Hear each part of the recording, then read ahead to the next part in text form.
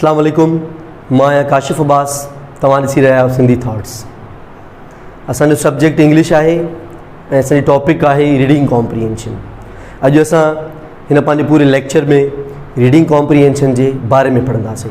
असीं पढ़ंदासीं त रीडिंग कॉम्प्रीहेंशन छा आहे ऐं उन खां बाद असीं पढ़ंदासीं त उनखे कहिड़े तरीक़े सां हल कयूं, कुझु उन जूं स्ट्रेटजीज़, ऐं उन खां बाद में असां रीडिंग कॉम्प्रीहेंशन जी बिल्कुल इन लेक्चर में एक्सरसाइज भी कंदासीं ऐं उनखे सॉल्व भी कंदासीं। सो असांजो ही लेक्चर रीडिंग कॉम्प्रीहेंशन जो आहे, जेको टिनि पोर्शन ते बेस्ड आहे। पहिरियों आहे what is reading comprehension, second आहे त रीडिंग कॉम्प्रीहेंशन खे कीअं सॉल्व कजे, strategies for solving reading comprehension. Third number ते असां एक्सरसाइज कंदासीं हिकिड़ी, बल्कि बिल्कुल क्वेश्चन फ्रंट ते रखी करे असां उनखे सॉल्व कंदासीं। So guys, let's start our class about reading comprehension. So there's a definition written in front of this board. तव्हां बोर्ड ते ॾिसंदव हिकिड़ी डेफिनेशन लिखियल आहे रीडिंग कॉम्प्रीहेंशन। रीडिंग कॉम्प्रीहेंशन आहे छा, अचो त हुनखे थोरो अंडरस्टैंड कयो। A comprehension exercise consists of a passage upon which questions are set to test the student's ability to understand the context of the given text and to infer information and meaning from it. प्यारा बारो, इन definition में असां सिंधी में इहो अख़ज़ कयोसीं त reading comprehension काई भी लिखियल टेक्स्ट आहे, काई भी लिखत आहे ऐं शागिर्द जी क़ाबिलियत खे जाचण जे लाइ उनखे हिकिड़ी टेक्स्ट ॾिनी वेंदी आहे त उहो उनखे पढ़े, थारोली पढ़े। उन खां पोइ शागिर्द जी एबिलिटी खे जांचियो वेंदो आहे त इन शागिर्द में या इन में केतिरी एबिलिटी आहे त उन टेक्स्ट खे उन अंडरस्टैंड कयो। पोइ बाद में कुझु सवाल ॾिना वेंदा आहिनि उन्हनि जा जवाब ॾियण जे लाइ। उहे सवाल बेस्ड हूंदा आहिनि असांजी उन सॼी टेक्स्ट ते जेका इन रीडिंग कॉम्प्रीहेंशन में ॾिनी वेंदी आहे। मां थोरो बेसिकली टच ॾींदो वञा रीडिंग कॉम्प्रीहेंशन जो, त रीडिंग कॉम्प्रीहेंशन छो ज़रूरी आहे ऐं असां उहा इंग्लिश पोर्शन में छो सिखंदा आहियूं। अॼुकल्ह तमामु घणी जेके भी टेस्ट अचनि थियूं, चाहे पोइ यूनिवर्सिटी एंट्री टेस्ट हुजे, चाहे पोइ कंहिं जॉब जी टेस्ट हुजे, इंग्लिश जो पोर्शन मस्ट ईंदो आहे। अॼुकल्ह इंग्लिश जे पोर्शन में जेका मोस्टली टॉपिक अचे थी स्टूडेंट्स खे, उहा रीडिंग कॉम्प्रीहेंशन थी अचे।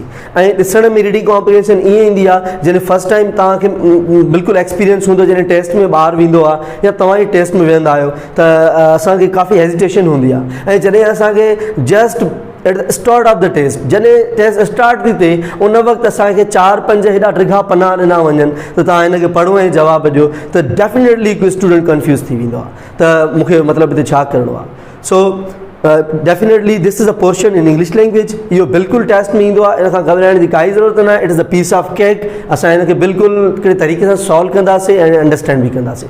हिन में असां मेन ॻाल्हि इंपॉर्टेंट इहा सिखीसीं त रीडिंग कॉम्प्रीहेंशन हिकु लिखियल पैसेज हूंदी आहे। पोइ चाहे उहा स्टोरी हुजे, चाहे उहा कोई पास्ट जो इवेंट हुजे, चाहे साइंटिफिकली काई एक्सप्लेनेशन्स हुजनि, बिल्कुलु अहिड़े तरीक़े सां काई न काई कचहरी हूंदी, कुझु न कुझु लिखियलु हूंदो, कुझु न कुझु हुन में सवाल जवाब लिखियलु हूंदा, कुझु न कुझु हुन में ॻाल्हियूं, कुझु न कुझु कैरेक्टर्स हुन में कमु करे रहिया हूंदा।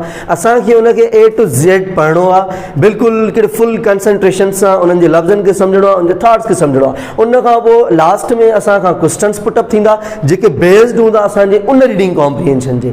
सो अचो त सभ खां पहिरियां असां ॾिसूं त रीडिंग कॉम्प्रीहेंशन खे कहिड़े तरीक़े सां अंडरस्टैंड कयूं ऐं कहिड़े तरीक़े सां उनखे सॉल्व कयूं, उन जे लाइ कुझु स्ट्रेटजीज़ जोड़ियूं आहिनि। अचो त थोरो उन्हनि ते फोकस। सो हींअर तव्हांजे साम्हूं नेक्स्ट टॉपिक आहे, नेक्स्ट पोर्शन आहे असांजे टॉपिक रीडिंग कॉम्प्रीहेंशन जो, hints to solve reading comprehension. कुझु पॉइंट्स त असां रीडिंग कॉम्प्रीहेंशन खे कीअं सॉल्व कयूं। काई रीडिंग कॉम्प्रीहेंशन असांजे एग्ज़ाम में थी अचे या असांजे क्लास में थी अचे त असां उनखे कहिड़े तरीक़े सां सॉल्व कयूं, उन जे लाइ कुझु हिंट्स आहिनि। नंबर 1 में चए थो read the questions before you read the passage. This is most important thing.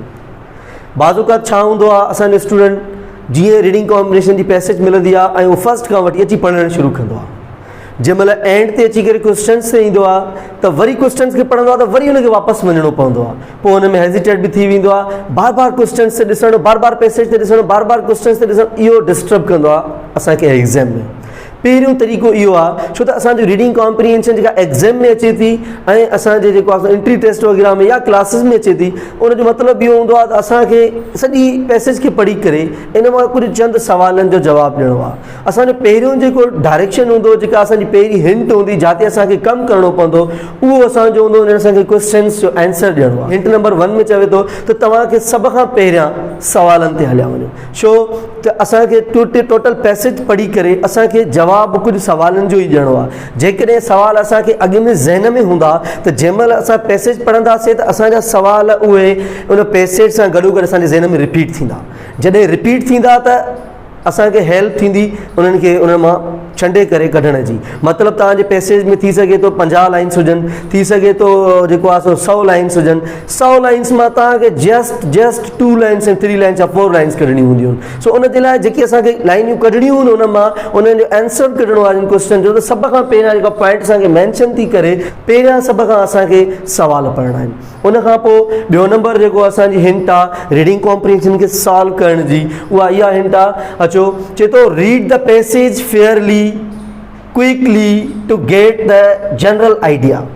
हाणे तव्हां सवाल ॾिसी छॾिया, सवालनि खे छड़ो ॾिसणो आहे, लिखणो वग़ैरह कुझु बि न आहे, न रफ वर्क करिणो आहे। तव्हांखे पंहिंजे सेंस में रखिणो आहे त क्वेश्चन्स ही पुटअप थिया आहिनि ऐं हिननि जे बारे में असां खां सवाल पुछिया वेंदा, उन खां वधीक कुझु बि न। तव्हां सवालनि खे ॾिसी बीठो, उन खां पोइ जेका सेकंड पॉइंट असांजी मैंशन करे थी उहा चए थी तव्हांखे त रीड द पैसेज फेयरली। जेका तव्हांखे रीडिंग कॉम्प्रिहेंशन जी पैसेज मिले थी उनखे ॾाढो साफ़ सुथरे तरीक़े सां पढ़ो। Quickly to get the general idea, माना फर्स्ट रीडिंग में तव्हां उनखे फेयरली पढ़ो ऐं थोरो तेज़ पढ़ो जनरल आइडिया वठण जे लाइ। बाज़ औक़ात ईअं हूंदो आहे त पैसेज जॾहिं असांखे आइडिया थी वेंदो आहे न, लेट सपोज़ पैसेज जेको आहे सो पाकिस्तान जे इंडिपेंडेंस जे बारे में आहे, आज़ादीअ जे बारे में आहे। जेकॾहिं तव्हां सडनली उनखे हिकिड़ो रीड था करे वञो क्विकली ऐं तव्हां हिकिड़ो जनरल आइडिया वठी था वञो त पैसेज असांजी जेका आहे उहा आज़ादीअ जे बारे में आहे, इंडिपेंडेंस जे बारे में आहे, त डेफिनेटली जेका तव्हांजी प्रीवियस स्टडी हूंदी, जेको तव्हां अॻे पढ़ी चुका हूंदो आज़ादी जे बारे में, सभु कुझु तव्हांजे ज़हन में रिकॉल थींदो ऐं अहिड़ी इन मदद सां तव्हां पैसेज खे आराम सां अंडरस्टैंड करे वेंदा। सो सेकंड हिंट जेका असांजी लिखियल आहे उहा आहे त read the passage fair quickly to get the general idea. थोरो तकिड़ो पैसेज खे पढ़ो, साफ़ तरीक़े सां पढ़ो त तव्हां जीअं जनरल आइडिया गेट करे सघो त हीअ पैसेज आख़िर आहे छा जे लाइ। बाज़ औक़ात स्टूडेंट्स तमामु घणो परेशान थींदा आहिनि, उहे चवंदा आहिनि त एॾी वॾी पैसेज में मुख़्तलिफ़ शयूं थी अची वञनि, मुख़्तलिफ़ कैरेक्टर्स था अची वञनि ऐं उहे अंडरस्टैंड न करे सघंदा आहिनि त इहा पैसेज आहे छा जे लाइ। जॾहिं असां सम्झी वियासीं पैसेज आहे छा जे लाइ त डेफिनेटली असांजी काफ़ी स्टडी अॻियां थियल हूंदी आहे उन टॉपिक्स ते ऐं प्रीवियस नॉलेज बि असांखे हूंदी, पोइ असांखे हुनजो क्वेश्चन जो आंसर ॾियणु तमामु ईज़ी थी वेंदो ऐं असां पैसेज खे सुठे तरीक़े सां सॉल्व बि करे सघंदासीं। अचो 3 नंबर हिंट छा थी चए, थोरो गौर सां ॿुधो ऐं सम्झो। Read again. हाणे फर्स्ट जेका सेकंड हिंट पढ़ीसीं त तव्हां उनखे थोरो थारोली ऐं तेज़ पढ़ी वियो। फर्स्ट में असां पढ़ी वियासीं हिकिड़ो जनरल आइडिया वठण जे लाइ त पैसेज आहे छा जे लाइ। उन खां बाद में जेका थर्ड पॉइंट चए थी त उन पैसेज खे ॿीहर पढ़ो। पहिरियां असां थोरो तेज़ पढ़ी वियासीं, हाणे असांखे चए थो त थर्ड हिंट में थोरो उनखे ॿीहर पढ़ो। ॿीहर पढ़ो में छा थो चवे, अ little slowly. Read again a little slowly. ॿीहर पढ़ो थोरो आस्ते, थोरो आराम सां, थोरो सम्झी। फर्स्ट में छा हुयो, फर्स्ट में असांखे कॉन्टेक्स्ट ते न वञिणो हुयो त उन में केतिरनि माण्हुनि जो ज़िक्र थियल आहे, उन में केतिरनि एग्ज़ाम्पल्स जो ज़िक्र थियल आहे, उन में केतिरनि ॻाल्हियुनि जो ज़िक्र थियल आहे। नो, असांजो उन्हनि सां कोई बि कमु कोन्हे को। फर्स्ट में सिर्फ़ु असांजो इहो कमु हुयो त पैसेज खे थारोली पढ़णो आहे ऐं असांखे जनरल आइडिया गेट करिणो आहे त पैसेज आहे छा जे लाइ। सेकंड में इहो हुयो जेको आहे सो पंहिंजो असांखे उन पैसेज खे ॿीहर पढ़णो आहे ऐं जॾहिं ॿीहर असां उन पैसेज खे पढ़ूं त बिल्कुलु थोरो slowly. Number third point, read again a little slowly, थोरो आराम सां, as to know the detail. हाणे असां सेकंड नंबर पॉइंट में इहो अंडरस्टैंड कयोसीं त जनरल आइडिया। उन खां पोइ थर्ड नंबर पॉइंट में असांखे चयो थो वञे त आराम सां पढ़ो। छाजे करे आराम सां पढ़ो त उन जे अंदरि जेका डिटेल आहे उहा डिटेल बि असांखे आराम सां सम्झ में अचे। छो त क्वेश्चन्स पहिरियां जनरल आइडिया सां असां टॉपिक खे अंडरस्टैंड करे वेंदासीं, पोइ टॉपिक तमामु वेस्ट हूंदी आहे। मिसाल ॻाल्हि जेकॾहिं इंडिपेंडेंस ते टॉपिक थी अचे त इंडिपेंडेंस खे असां जेकॾहिं हिनखे डिस्ट्रीब्यूट कंदासीं त इलाही घणनि पोर्शन्स में हली वेंदी। जॾहिं असां डिटेल में वेंदासीं त असांखे नंढियूं शयूं मिलंदियूं ऐं जेको तव्हां खां क्वेश्चन्स पुटअप थींदा उहे बिल्कुलु बारीक शयुनि मां थींदा। त जेको थर्ड नंबर पॉइंट आहे जेका असांखे चए थी त ॿीहर पैसेज खे पढ़ो ऐं थोरो आराम सां पढ़ो। छाजे कारण आराम सां पढ़ो त उन जे अंदरि जेका डिटेल आहे उनखे सम्झो। पहिरियां असांजो जेको हुयो त जस्ट आइडिया वठिणो हुयो फर्स्ट रीडिंग में, सेकेंड रीडिंग में असांखे थोरो डिटेल में पढ़णो आहे त असांखे उन एग्ज़ाम्पल्स कहिड़नि माण्हुनि जो ज़िक्र थियल आहे, उन जा कहिड़ा एग्ज़ाम्पल्स आहिनि, कहिड़ो कॉन्टेक्स्ट आहे, का तारीख़ आहे उन में, का हिस्ट्री आहे, के इवेंट्स आहिनि, उन्हनि सभिनी खे अंडरस्टैंड करण जे लाइ। अचो नंबर पॉइंट 4 ते। 4 पॉइंट में असांखे छा थो चए वञे, रीडिंग में असांखे 4 नंबर पॉइंट ते चवे थो त डायरेक्टली तव्हां पंहिंजे क्वेश्चन्स ते अची वञो, पंहिंजे सवालनि ते अची वञो। Let's study the questions thoroughly. बिल्कुलु तव्हां लगातार तरीक़े सां पंहिंजा सवाल पढ़ो। हाणे जंहिं महिल सवाल असांजे साम्हूं अचनि था, लेट सपोज फर्स्ट क्वेश्चन असांजे साम्हूं अची वियो आहे, असांखे छा करिणो आहे, turn to the relevant portions. That means मिसाल ॻाल्हि, असां पहिरियों क्वेश्चन असांजी पैसेज आज़ादी ही हिकिड़ी असां इमेजिनरी खणूं था, उन में असांजे में जेको मेन किरदारु हुयो उहो लेट सपोज कायदे आज़म मोहम्मद अली जना फाउंडर हुयो पाकिस्तान। असां इमेजिनरी हिकिड़ी पैसेज खणूं था, तव्हां थोरो इमेजिन कयो, थोरो सोचो पंहिंजे ज़हन में, उहा पैसेज आहे ऐं कायदे आज़म मोहम्मद अली जना जो ज़िक्र थियल आहे। पहिरियों असांजे सवाल थो अचे त पाकिस्तान जो फाउंडर केरु हुयो। हाणे तव्हां फर्स्ट रीडिंग बि कई, तव्हां आइडिया गेट कयो त आज़ादीअ जे बारे में पैसेज हुई। सेकेंड तव्हां गेट कई त बिल्कुलु उन में किरदारु हुया, जेको मेन किरदारु हो कायदे आज़म मोहम्मद अली जना हुयो। उन खां पोइ तव्हां बाक़ी डिटेल्स बि पढ़ंदा वियो। अची वियासीं जंहिं महिल चौथों नंबर जे मुताबिक़ सवाल ते। सवाल पहिरियों थो अचे त पाकिस्तान जो फाउंडर केरु हुयो। हाणे तव्हां पैसेज पढ़ी विया, तव्हां पैसेज फाइनल करे आओ, डेफिनेटली तव्हांजे ज़हन में उहो पोर्शन क्लिक थींदो त मां कायदे आज़म मोहम्मद अली जना एज़ अ फाउंडर या त पैसेज जे शुरू में पढ़ियो हुयो, या पैसेज जे विच में पढ़ियो, या पैसेज जे एंड में पढ़ियो। त तव्हां जीअं क्वेश्चन ते वञो था, फर्स्ट क्वेश्चन ते तव्हां पढ़ियो त डेफिनेटली सॼी तव्हां पैसेज खे छॾे करे डायरेक्टली पैसेज जे उन हिसे ते अची वञो जिते तव्हांखे कायदे आज़म मोहम्मद अली जना क्लिक थो थिए। इन जे मुताबिक़ पॉइंट नंबर 4 जे मुताबिक़ turn to the relevant portions of the passage, read them. हाणे रेलेवेंट पोर्शन ते तव्हां अची वियो, जेको तव्हांखे कायदे आज़म मोहम्मद अली जना किथे हिंट थिए थो, पर सवाल तव्हांजो सिर्फ़ु फाउंडर आहे ऐं कायदे आज़म मोहम्मद अली जना जे बारे में 4-5 लाइन्स हूंदियूं। सो तव्हांखे वरी चए थो, जंहिं महिल क्वेश्चन थी करे जंहिं महिल तव्हां उन रेलेवेंट पोर्शन ते अची वञो, चए थो रीड द पैसेज अगेन। हाणे वरी ॿीहर उन टुकरीअ खे पढ़ो जिते तव्हांखे उहा हिंट थी थिए, क्लिक थो थिए कायदे आज़म। उन्हनि 5-6 लाइननि खे थोरो तव्हां वरी ॿीहर रिपीट कयो। उन खां पोइ देन री write them in your on words. उन खां पोइ उन सॼे खे तव्हां पंहिंजनि लफ़्ज़नि में हिकु दफ़ो लिखो।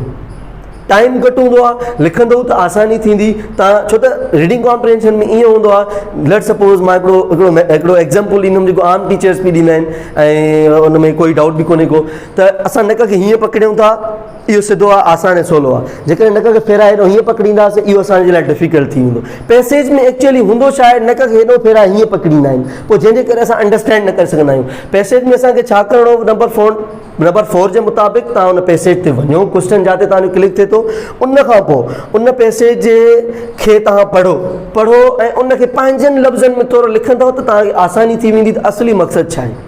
छो त रीडिंग कॉम्प्रिहेंशन में ॻाल्हियूं थोरियूं वधाए हूंदियूं आहिनि। मिसाल ॻाल्हि, मूंखे रीडिंग कॉम्प्रिहेंशन में एक्सप्लेन करिणो आहे त असलम हिकु डॉक्टर आहे, ठीकु आहे। हाणे मां हुनखे लिकाए करे कहिड़े तरीक़े सां कंदुमि, असलम हिकु ज़हीन हिकिड़ो जस हुजे, उनजे वालदेन खे, उन्हनि जो पंहिंजे मुआशिरे जो बहितरीनु किरदारु, सुठी महिनत कंदड़, जफ़ाकश, तमामु महिनती शागिर्द, स्कूल में नंबर पोज़ीशन खणंदड़ हिकु डॉक्टर थी चुको आहे। हाणे असांजो सवाल डॉक्टर जे बारे में पुछियो वियो आहे, पर असलम जे बारे में ॿिया बि काफ़ी साथियूं शयूं असांखे ॾिनियूं वेंदियूं। असांजी एबिलिटी इहा आहे त असां अंडरस्टैंड करे उनखे एनालाइज़ कयूं, उन मां उहा शइ पंहिंजी कढूं। ऐं असां लाइ आसान तॾहिं थी वेंदो जॾहिं असां ॿियनि सभिनी शयुनि खे कढंदा वेंदासीं, बाक़ी पार्टिकुलरली प्योर शइ असांजे साम्हूं बचंदी। असां उनखे रीराइट जॾहिं करे कढी ईंदासीं त बिल्कुलु प्योर थी वेंदी, असां आराम सां उनखे अंडरस्टैंड करे वेंदासीं।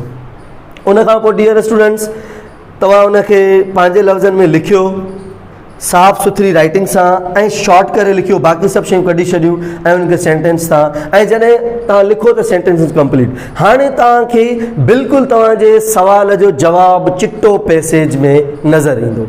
सो ही हुयूं कुझु हिंट्स जेके तव्हांजे साम्हूं मां एक्सप्लेन कयूं, ऐं इनशाला इहे ई हिंट्स असां पंहिंजी जेका एक्सरसाइज पैसेज कंदासीं उन ते इस्तेमालु करे ऐं उनखे सॉल्व कंदासीं। सो अचो त हिकिड़ो एग्ज़ाम्पल खणूं था ऐं थोरो उनखे ॾिसूं था त जीअं असांजी प्रैक्टिस, असांजूं हैंड्स उन्हनि ते कीअं अडॉप्शन थियूं, असां उनखे कीअं सॉल्व कयूं था। अचो त उनखे थोरो अंडरस्टैंड कयूं। डियर स्टूडेंट्स, प्रीवियस टॉपिक में असां जेका असांजी फर्स्ट टॉपिक रीडिंग कॉम्प्रिहेंशन आहे, उन में प्रीवियस जेको स्टेप हुयो असांजो, उन में इहो हुयो त असां कुझु स्ट्रेटजीज़ जोड़ियूंसीं त असां कहिड़े तरीक़े सां की रीडिंग कॉम्प्रिहेंशन खे सॉल्व कयूं। हाणे तव्हां सभिनी जे साम्हूं बिल्कुलु हिकिड़ो एग्ज़ाम्पल रखियो आहे रीडिंग कॉम्प्रिहेंशन जो, जेके बिल्कुलु उन स्ट्रेटजीज़ जे मुताबिक़ सॉल्व कंदासीं। सभ खां पहिरियां तव्हां जे साम्हूं उन reading comprehension J in peace जी ऐं विद क्वेश्चन्स तव्हांजे स्क्रीन ते शो थींदो 5-10 सेकेंडनि जे लाइ। तव्हां उनखे प्लीज़ नोट डाउन करे छॾियो पंहिंजी कॉपी ते पॉज़ करे वीडियो खे, त जीअं पोइ अॻिते हलूं त तव्हां वटि सॼी reading comprehension example with questions तव्हांजे साम्हूं हुजनि, पोइ मां इनखे कैरी ऑन कंदुसि बोर्ड ते।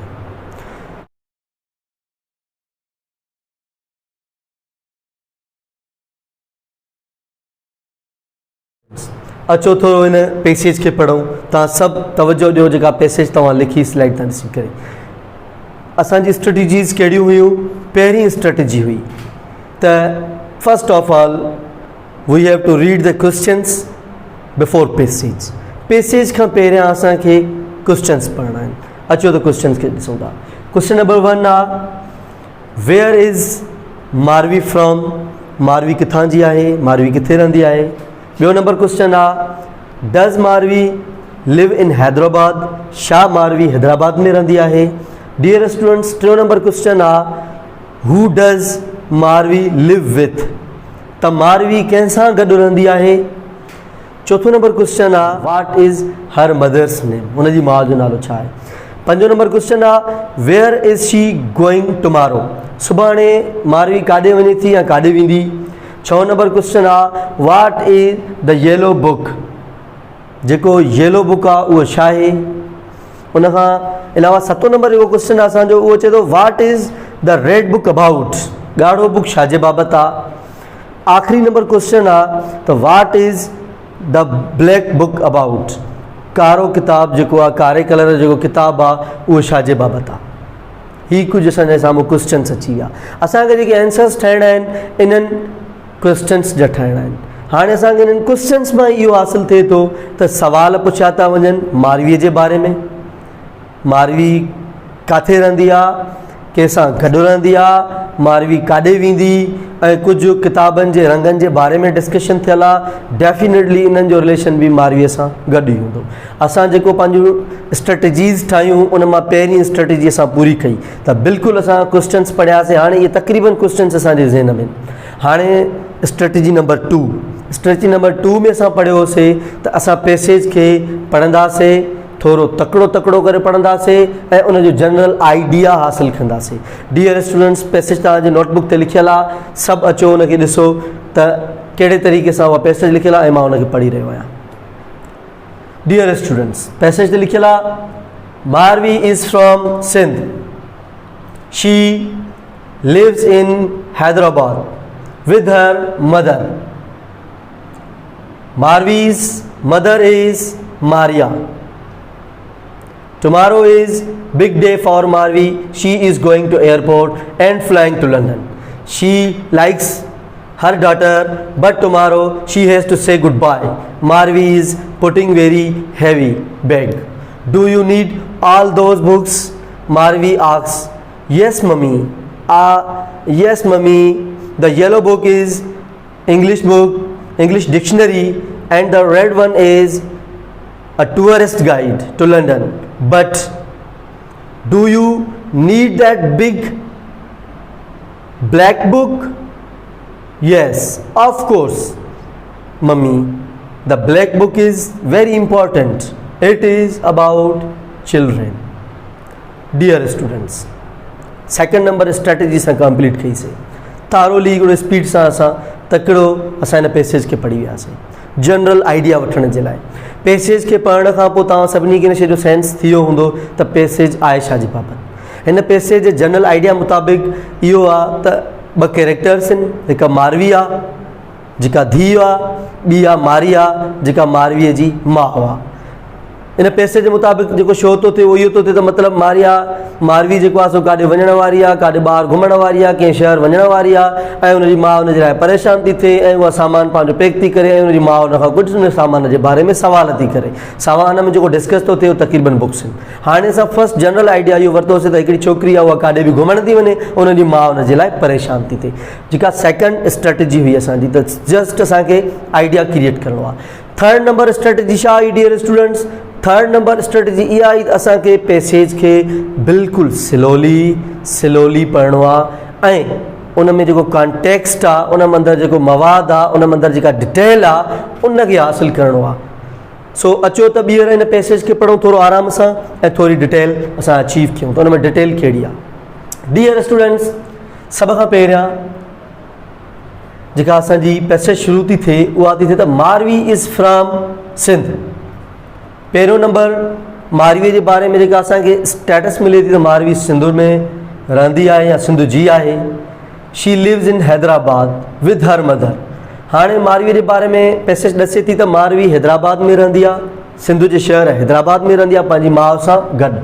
ठीकु आहे। मारवीज़ मदर इज़ मारिया। ॿियो नंबर असांखे नॉलेज मिली त मारवी जी जेका माउ आहे उनजो नालो मारी आहे। Tomorrow is a big day for Marvi. सुभाणे मारवीअ जे लाइ हिकिड़ो वॾो ॾींहुं आहे। कहिड़ो वॾो ॾींहुं आहे? She is going to airport and flying to London.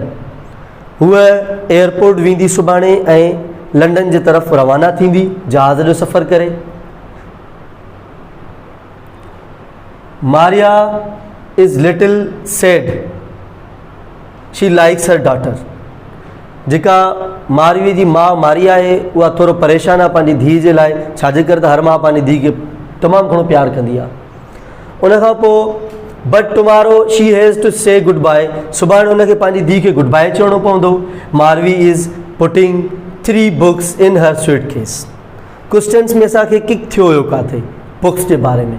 मारवी जॾहिं सामान पंहिंजो पैक थी करे त 3 किताब पंहिंजी बैग में विझे थी। ठीकु आहे। हाणे उनजी माउ उन सॼे सिस्टम खे ॾिसंदी रहे थी। 3 बुक्स इन हर सूटकेस। मारिया इज़ वॉचिंग हर। मारिया जेका उनजी माउ आहे मारवीअ जी उहा उनखे मुसलसल ॾिसंदी रहे थी। The suitcase looks very heavy.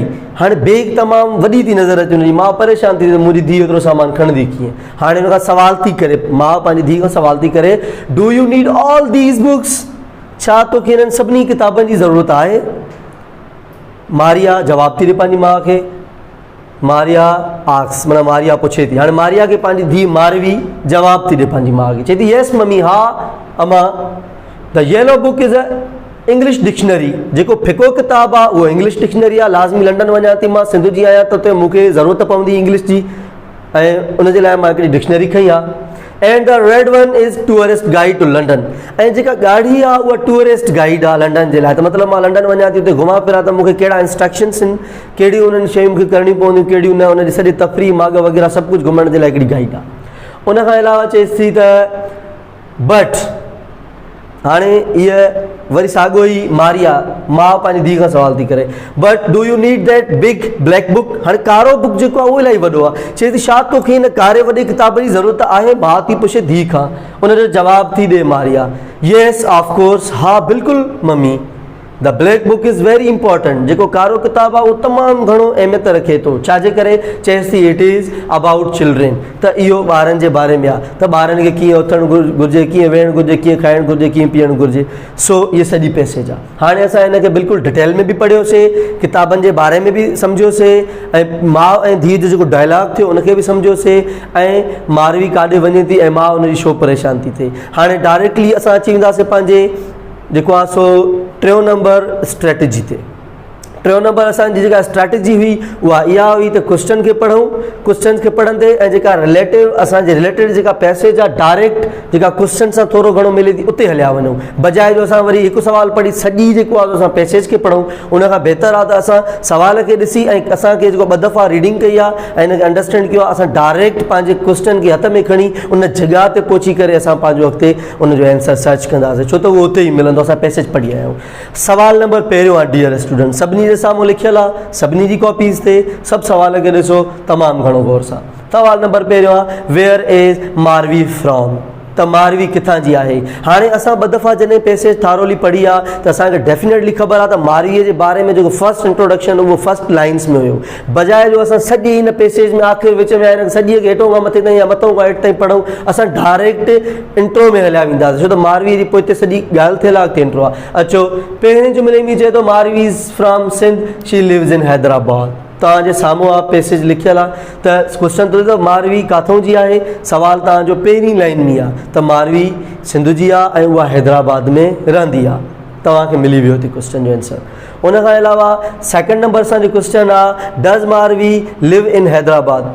Definitely first question हो मारवी लिव्स इन फर्स्ट जो क्वेश्चन हुनजो आंसर हो त मारवी सिंध में रहंदी आहे। सेकंड क्वेश्चन असां खां थिए थो त छा मारवी हैदराबाद में रहंदी आहे। हाणे इन जो MCQs में जेको तव्हांखे जेके ऑप्शन्स ईंदा उन में ईअं ईंदो आहे येस हा रहंदी आहे, नो न रहंदी आहे, कॾहिं कॾहिं वेंदी आहे, हार्डली ईंदी आहे। उन में तव्हां कंहिंखे क्लिक कंदव जेको डेफिनेटली तव्हांजी पैसेज खणे थी। हाणे जॾहिं हैदराबाद जो ज़िक्र अची वियो लफ़्ज़ जो तव्हां डायरेक्ट पंहिंजी पैसेज में हैदराबाद ते हलिया वञो त डेफिनेटली फर्स्ट लाइन में लिखियलु आहे she lives in Hyderabad with her mother त उहा हैदराबाद में पंहिंजी माउ सां गॾु रहंदी आहे। डेफिनेटली तव्हां इन जो जवाबु येस में ॾींदव हा हू हैदराबाद में रहंदी आहे। टियों नंबर क्वेश्चन आहे डियर स्टूडेंट्स हू does Marvi live with. Definitely in E line में आंसर आहे हैदराबाद में मारवी रहंदी आहे। तव्हां मथे फर्स्ट सेंटेंस में हलाईंदव शी लिव्स इन हैदराबाद हू हैदराबाद में रहंदी आहे विद हर मदर पंहिंजी माउ सां गॾु। इन जो आंसर बि तव्हांजो फर्स्ट लाइन में आहे। क्वेश्चन नंबर 4 आहे dear students what is her mother's name. हुनजी माउ जो नालो छा आहे। कंहिंजी माउ जो मारवीअ जी माउ जो।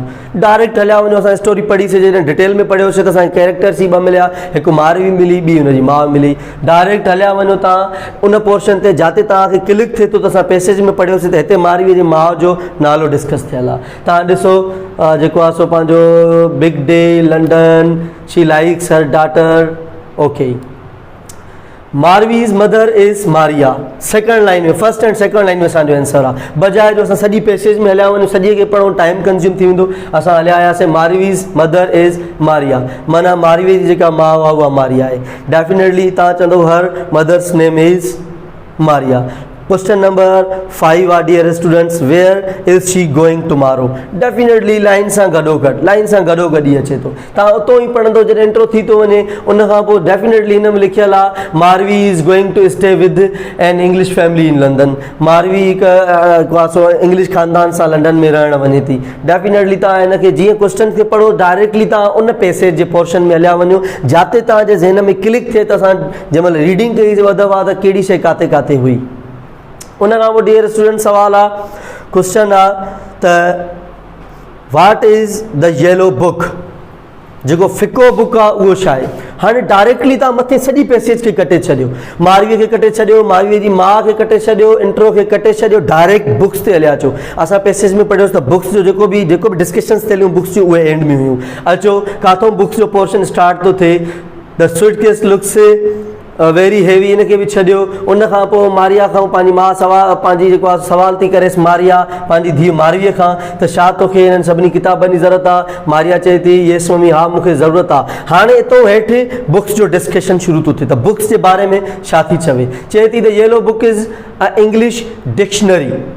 हाणे जेको येलो बुक आहे असांजे पैसेज में लिखियलु आहे त इहा अंग्रेज़ी जी डिक्शनरी असां पढ़ियोसीं त मारवी वञे थी लंडन उते हुनखे ज़रूरत पवंदी इंग्लिश जी लैंग्वेज जी ऐं हुते हुनखे अंडरस्टैंड करण लाइ हुनखे हिकिड़ी डिक्शनरी पाण सां गॾु खयूं पई वञे त जीअं मां हुते अंग्रेज़ीअ खे पंहिंजी ॿोलीअ में आसानी सां ट्रांसलेट करे सम्झी सघां। सवाल कहिड़ो हुयो what is the yellow book. Definitely answer लिखियलु आहे yellow book is English dictionary. जेको मारवी पाण चयो त मां इंग्लिश डिक्शनरी खणां थी। उन खां पोइ डियर स्टूडेंट्स क्वेश्चन नंबर आहे 7 जंहिंमें चए थो what is the red book about. मतिलबु ॻाढ़े कलर जो जेको किताबु आहे उहो छा जे बारे में आहे। अचो ॾिसूं पैसेज में छा थो चए डायरेक्ट असांखे बुक्स जे पोर्शन ते अचिणो आहे मथे सॼी रीडिंग खे छॾे ॾियणो आहे। जेकॾहिं सॼी रीडिंग में ईंदासीं टाइम कंज़्यूम थींदो असां करे न सघंदासीं। हाणे असांजो येलो बुक वारो थी वियो त डेफिनेटली येलो बुक वारी लाइन खे बि क्रॉस करे तव्हां हेठि लही अचो येलो बुक खे बि असांखे नाहे पढ़णो। उन खां पोइ जेको आहे सो अची वञो उन खां पोइ चएसि थी and the red one is a tourist guide to London. हाणे पाण ई जेको आहे सो मारवी एक्सप्लेन थी करे पंहिंजी माउ खे त जेको ॻाढ़ो किताबु आहे उहो टूरिस्ट गाइड आहे लंडन जी। त लंडन में माण्हू जेकॾहिं घुमणु फिरणु वञे त उनखे कहिड़ियुनि शयुनि जो एहतियात करणु घुरिजे छो त हर मुल्क जा पंहिंजा कोड एंड कंडक्ट्स हूंदा आहिनि। त डेफिनेटली जेको असांजो क्वेश्चन लिखियलु आहे त रेड बुक छाजे लाइ आहे इन जो डेफिनेटली जवाबु स्पेसिफिकली इन पैसेज में लिखियलु आहे त red book is about it is about tourist guide to London, tourist guide London जे लाइ। उन खां अलावा जेको असांजो डियर स्टूडेंट्स जेको असांजो लास्ट नंबर क्वेश्चन आहे, what is the black book about, कारो किताब छाजे बारे में आहे। डेफिनेटली असां पढ़ियोसीं आख़िर में, मां हुनखे चए थी त मारवी तूं इहो वॾो जेको आहे सो कारो बुक छो खयो आहे, कहिड़े कम जो आहे, जंहिंजे लाइ मारवी लास्ट में असांखे आंसर ॾिनो। असां पैसेज में हुनखे असांजे ज़हन में क्लिक थो थिए त बिल्कुलु एंड ऑफ द पैसेज इहा शइ, छो त असां जॾहिं पैसेज पढ़ंदा असां पैसेज खे 3 पोर्शन्स में पढ़ंदा आहियूं। पहिरियां पढ़ंदा आहियूं त स्टार्टिंग में छा थो वठे, इंट्रो कहिड़ी ॻाल्हि थो करे, विच में कहिड़ी शइ एक्सप्लेन थो करे, लास्ट में कहिड़ी थो करे। कंहिं बि असां शहर में वेंदासीं, कंहिं बि घिटीअ में वेंदा आहियूं, असां काई बि शइ मालूम कंदा आहियूं, कंहिं शइ ते पहुचंदा आहियूं त असां पहिरियां स्टॉप्स ॻोल्हींदा आहियूं त हा ठीकु आहे हिन दुकान इहो ईंदो, हिन दुकान जे परियां उहो घरु आहे, ठीकु आहे। जॾहिं दुकानु ईंदो त ऑटोमेटिकली सम्झी ईंदो त असांजी मंज़िल वेझी पहुची वई आहे। अहिड़े तरीक़े सां पैसेज में बि इहो हूंदो आहे त असां जॾहिं पैसेज खे पढ़ंदा आहियूं ज़हन में इहो रखंदा आहियूं त पहिरियां कहिड़ियूं ॻाल्हियूं कयूं आहिनि पैसेज, विच में कहिड़ियूं ॻाल्हियूं थी करे ऐं एंड में कहिड़ियूं ॻाल्हियूं थी करे। डेफिनेटली जॾहिं ब्लैक बुक जी ॻाल्हि आई त असां जॾहिं पैसेज ख़तमु कईसीं त एंड में ज़िक्र ब्लैक बुक जो थियल हो। डेफिनेटली तव्हांखे आंसर हुते मिलंदो। पाण ई चवे थी मारवी पंहिंजी माउ खे त अमा the black book is very important, त जेको कारो किताबु आहे उहो तमामु घणी उनखे अहमियत हासिलु आहे। छाजे करे, it is about children guide, जेको आहे अबाउट ॿारनि जे बारे में आहे इहो बुक, त ॿार कहिड़े तरीक़े सां उथनि, कहिड़े तरीक़े सां वेहनि, कहिड़े तरीक़े सां खाइनि, कहिड़े तरीक़े सां पीअनि। डियर स्टूडेंट्स, हीअ पैसेज जी असांजी उनजे साम्हूं ही क्वेश्चन्स हुया। हाणे स्ट्रेटजी नंबर 4 जेका मां एक्सप्लेन न कई हिन में, उहा हिन जे करे न कईसि त बिल्कुलु ही असां हिकिड़ी सिंपल कॉम्प्रिहेंशन तव्हांजे साम्हूं रखीसीं एग्ज़ाम्पल्स ॾियण जे लाइ। पर जॾहिं ॻाल्हियूं इलाही गुतला हुजनि ऐं अॻिते पोइते हुजनि त डेफिनेटली असां चौथों नंबर स्ट्रेटजी इस्तेमालु करे उन डिघी पैसेज खे शॉर्ट करे पंहिंजे लफ़्ज़नि में बि लिखी अहिड़े तरीक़े सां असां रीडिंग कॉम्प्रिहेंशन खे सॉल्व करे सघूं था। काई बि क्यूरी हुजे U can freely U can ask question, तव्हां असांजे पेज ते क्वेश्चन्स पुछी सघो था। U have all rights. Thank U.